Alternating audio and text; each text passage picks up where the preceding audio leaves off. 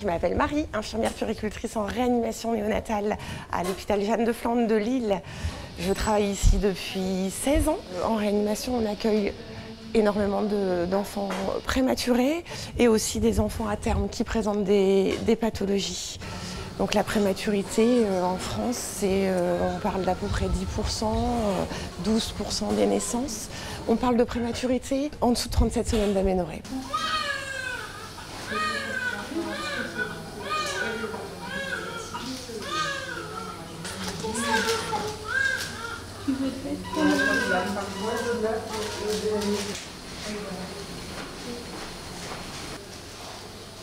La réanimation néonatale, donc c'est des enfants qui ont souvent besoin d'un support respiratoire. Néonatal, ça veut dire qu'on accueille les enfants de 0 à 2 mois.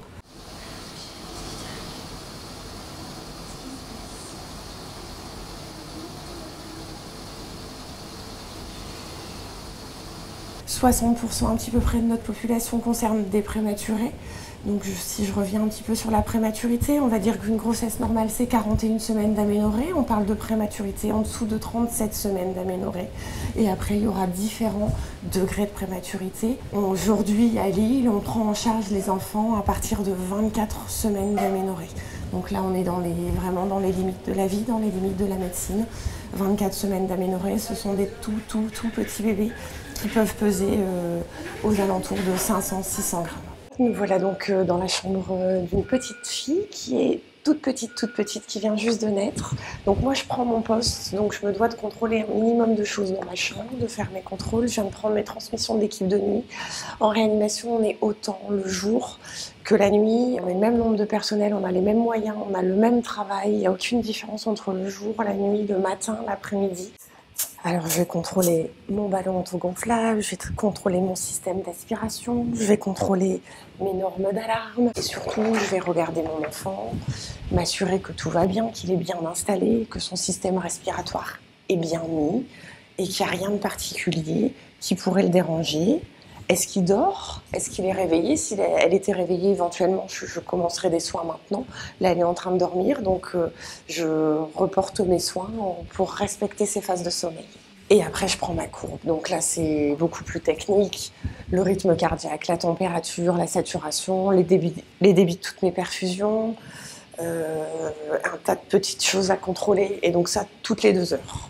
Je suis Faragon Galvez-Bras, je suis guide de santé puéricultrice sur la réanimation néonatale de Jeanne de Flandre depuis juin 2011. Nous sommes donc à un niveau 3 pour lequel nous avons ici en réanimation une équipe constituée de puéricultrices avec une puéricultrice pour 2 enfants, ce qui constitue un ensemble d'une 60aine de puéricultrices qui assurent en continuité 24 heures sur 24 les soins auprès des enfants.